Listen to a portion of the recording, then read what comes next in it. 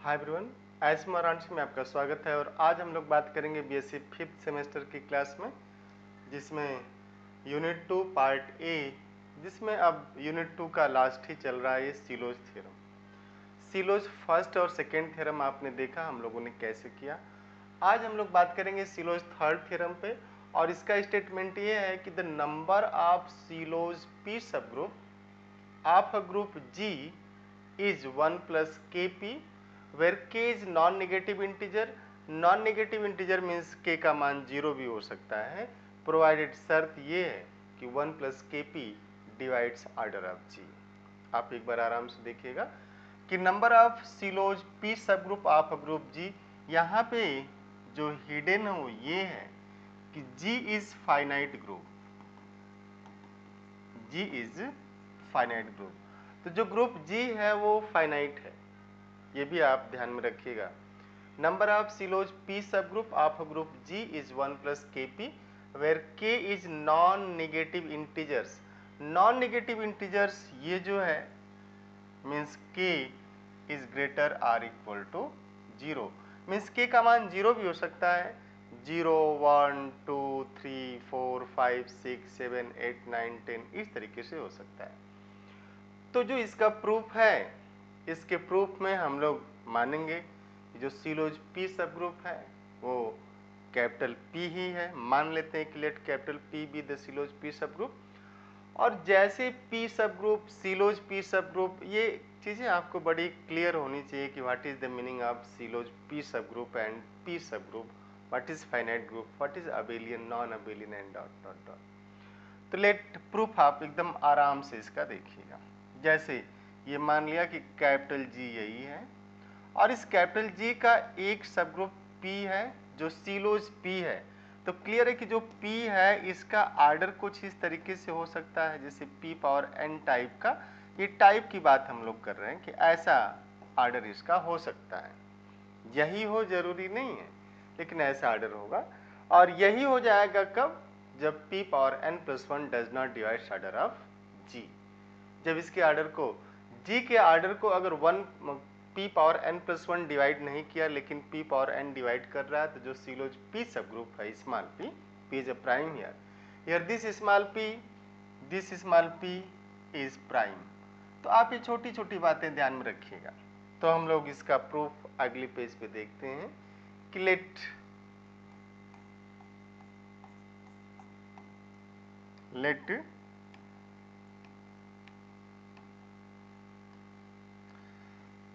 let capital P be the सीलोज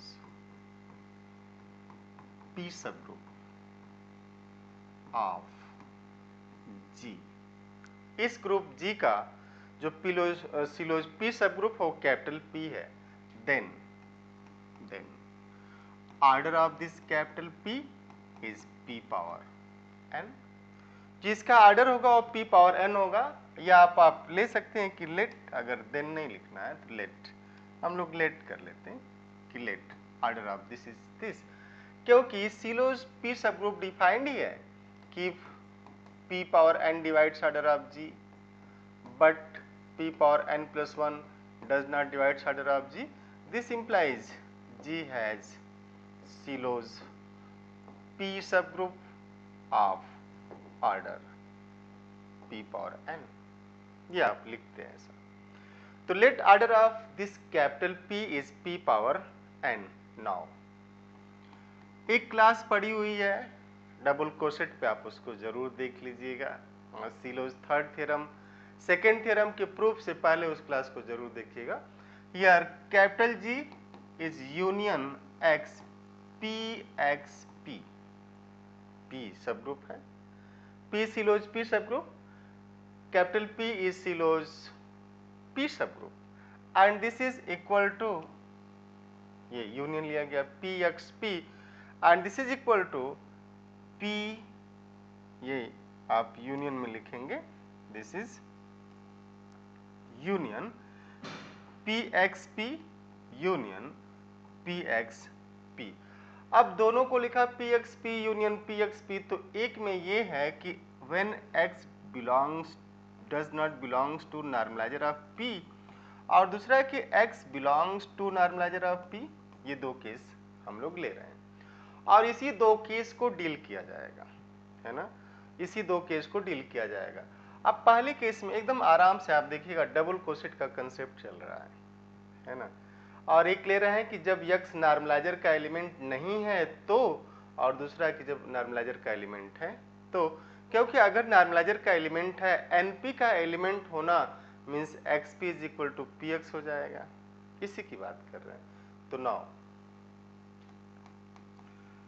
x belongs to np, आप एकदम आराम से देखिएगा कि जब x जो है np का मेंबर होगा तो this guarantee that xp is px, और आप ऐसे भी लिख सकते px is equal to xp, xp is equal to px or px is equal to xp, and this implies px is pxp, लिख सकते हैं ऐसा, जस्ट p से ऑपरेट किया और ppx कितना हो जाएगा, this is your px is pxp, coset का कंसेप्ट है, hx इज hx, कोसेट याद है ना आपको, कुछ है नहीं, इसका प्रूफ इतना आसान और इतना सिंपल बट इंटरेस्टिंग इसीलिए है ना। मैथमेटिक्स में कुछ भी आपको याद नहीं करना, आपको देखना है कि चल कैसे रहा है। तो आप आ गए कि जो px है वो किसके बराबर है, px p के बराबर है, और ये कब है, जब x belongs to normaliser of p।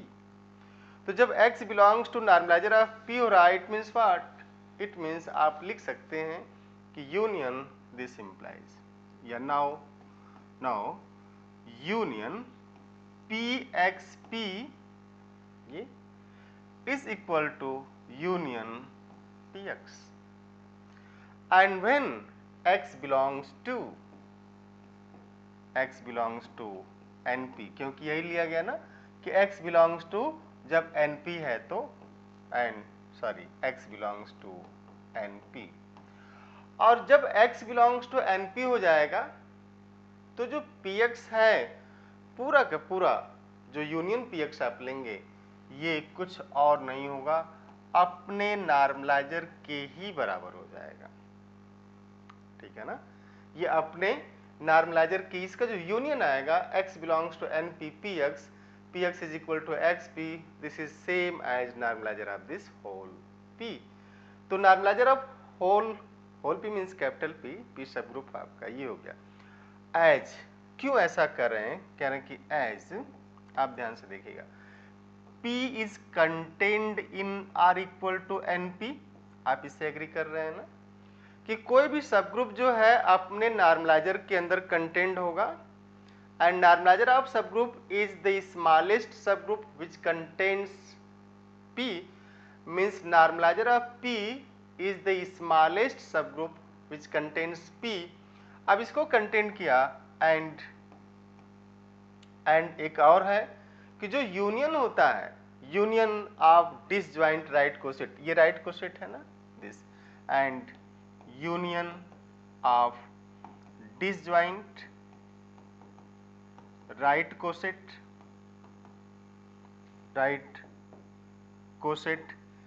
Is equal to the set, coset is equal to the set, वो पूरा सेट के ही बराबर होता है, और इसी लॉजिक को यूज किया गया यहाँ पे, और इसीलिए union pxp is union px means right coset है, इसका यूनियन लिया गया, and same as normaliser of p। अब अगली पहली कहानी तो ये थी कि x बिलोंग्स टू दिस, ये था, लेकिन अब हम लोग लेंगे कि x, इसको आप केस 1 भी ले सकते हैं कि केस 1 में क्या था कि x जब np का मेंबर था। अब दूसरी केस है कि when x does not belongs, now let x does not belongs to normalizer of this p, ये अब नॉर्मलाइजर का मेंबर नहीं है, तो कह रहे हैं कि this implies px is not equal to xp, and px is not equal to xp, this implies what, x inverse px is not equal to P, या फिर आप इसको ऐसे भी लिख सकते हैं R OR X P X inverse is not equal to P, same चीज है, ठीक है ना।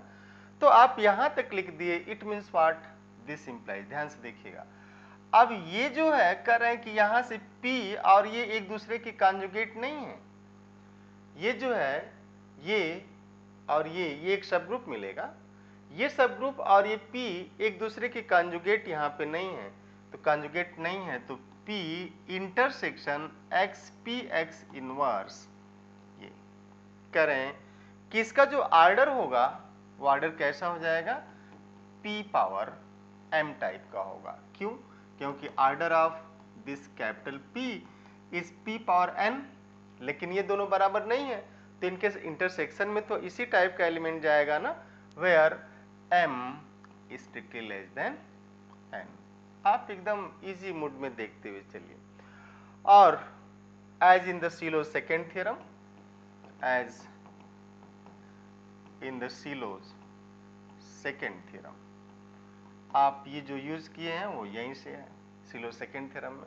अब आप लिख सकते हैं कि नाउ, जो आपने लिखा था कि now order of P X P is equal to order of P into order of P upon order of, ये double question, order of P intersection X P X inverse, and order of P is what, P power n, this is P power n, तो P power n into P power n upon, इसका order हम लोगों ने लिया है कि let this is P power m, this is P power m, तो this is P power 2n minus m, ये आ गया, where m is less than n, where m is strictly less than n। तो आप इस चीज को, अब दूसरी केस आप डील कर रहे थे और यहाँ पहुंच गए कि इसका जो ऑर्डर होगा P का ऑर्डर कितना हुआ, P power 2n minus m। अब एक नई कहानी शुरू हो जाएगी। नाउ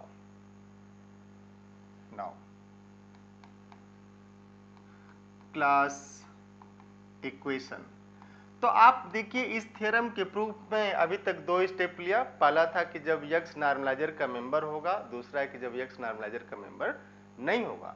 अब तीसरा स्टेप है कि now class equation of G is order of G is equal to order of normaliser of P, order of normaliser of P and plus summation when x does not belongs to normalizer of P and order of PXP, this is, और order of PXP अभी आपने लिखा था कि this is P power 2n minus m, तो this implies order of G is order of normalizer of P and this plus summation x does not belongs to normalizer of P, this is P power 2n minus m, this is clear। now अब क्या करना है, ये अगर हम लोग normaliser of P से divide कर दें इस इक्वेशन को, इसको जैसे नाम दे दिया लाइक कैपिटल A, तो इस कैपिटल A को ऑर्डर ऑफ नॉर्मलाइजर से डिवाइड किया जाए। Now this implies order of G upon order of normaliser of P is equal to, अब अगर इससे डिवाइड किया तो ये दिस अपॉन दिस 1 हो जाएगा, इसी से डिवाइड करना है, this is 1 plus summation x does not belongs to normaliser of P, P power 2n minus m upon order of normaliser of this P। Clear हो रहा है? अब आप यहां तक पहुंच गए, तो यहां तक आप पहुंच गए तो एकदम इजी मोड में देखिएगा, है ना, एक्चुअल में है क्या। नाउ ये जो है order of G upon order of normaliser of P, ये तो कोई एक नंबर ही आएगा ना। अगर ये नंबर हुआ तो राइट हैंड साइड भी तो नंबर होगा कोई, है ना। अगर एक नंबर हुआ तो राइट हैंड साइड भी एक नंबर होगा, तो इसको हम लोग लिख सकते हैं कि 1 प्लस दिस, अब आप ध्यान से देखिएगा, P power n plus 1 into t upon something, ये लिख सकते हैं कि this is equal to 1 plus summation, है ना। आप समेशन को अब हटा दीजिएगा, क्योंकि हम लोग अब इसे एक नंबर में जो समेशन ऐड होकर के आएगा उसे लिखा जा रहा है p power n plus 1 into t upon normaliser of p इसका order, where t is integer. एकदम आराम से आप देखिएगा, t इज इंटीजर। अब देखिए जो लेफ्ट हैंड साइड है, ये left hand side is integer, integer होगा, तो now left hand side is integer means जो order of g upon order of normaliser of p है, इसी को बोल रहे हैं कि इज इंटीजर, ये एक इंटीजर होगा। क्लियर है? और जब ये इंटीजर होगा तो हम लोग ऐसा मान सकते हैं कि then p power n plus 1 into t upon order of np is again r से इंटीजर, ये भी तो एक इंटीजर ही होगा ना। अब देखिए since p is contained in r equal to normaliser of p, ये कहानी शुरू हुई कि p is contained in r equal to normalizer of p, this implies order of p must divide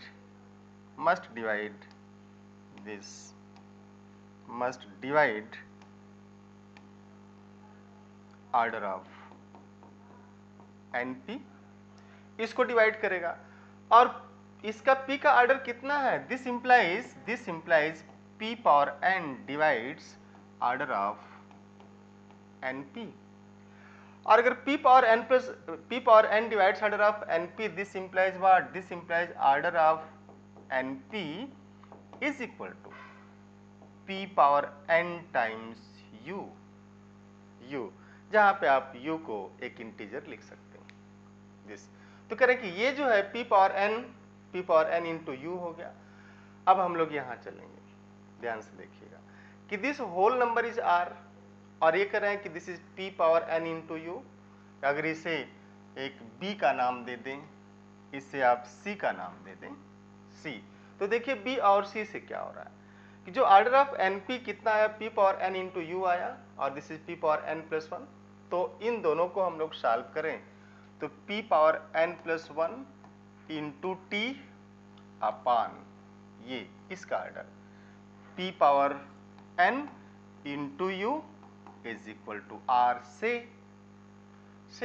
तो this is what? p power n cancel हुआ, तो p into t is r into you.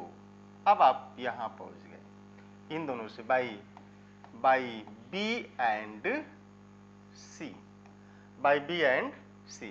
तो by b and c से कितना आ गया? pt is equal to this r u, pt is equal to r u. आप एकदम आराम से देखिए, अब p जो है या तो r को डिवाइड करेगा, u को डिवाइड करेगा, ठीक है ना। अब इसमें हम लोग आगे चलते हैं कि pt is equal to r into u. दो केस लीजिए। केस 1 कि when p divides u, if p divides u and u is what? अब देखिए u लिखे किसको आप? This is u means order of np is p power n into u, ऐसा लिखा गया क्योंकि इसको डिवाइड कर रहा था। तो if p divides u, this implies p power n plus 1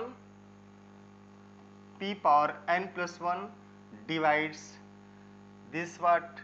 p power n into u means order of normalizer of p, and order of normalizer of p must divide order of g, must divide order of this g। It means कह रहे हैं कि p power n plus 1 must divide order of g। ये दोनों order का ही symbol है, आदत जैसी हो जाए, ठीक है ना। एंड ए कंट्राडिक्शन क्यों हो गया? इसलिए हो गया क्योंकि अगर p power n plus 1 divide कर देगा तो जो कैपिटल P है वो सिलोज P सब ग्रुप नहीं रह जाएगा p पावर n ऑर्डर का। तो कैपिटल P जो है सिलोज P सब ग्रुप नहीं रह जाएगा P पावर n ऑर्डर का, क्योंकि है कि P पावर n डिवाइड करना चाहिए बट P पावर n+1 नहीं डिवाइड करना चाहिए। और यहाँ पे कि P पावर n+1 डिवाइड कर दिया, एक contradiction. It means what, case 2 आप पाएंगे कि नाउ P डिवाइड्स R। अब जो है P डिवाइड्स R, अगर P R को डिवाइड करेगा तो R by P is integer, क्योंकि सारा इंटीजर ही चल रहा है। और R बाई P इंटीजर हो गया तो दिस इंप्लाइज, आप एकदम आराम से देखिएगा, T by U is integer. ये आप यहां आइए, दिस इज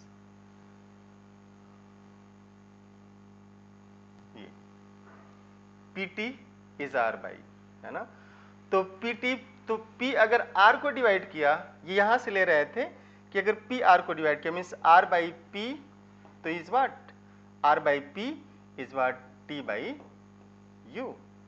इसी कर रहे हैं कि जो R by P, PT is equal to RU से आया हुआ है। ये PT आप लिख सकते हैं कि since PT is equal to RU, तो R by P is equal to what, T by U.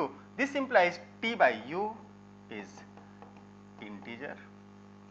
Say it is K.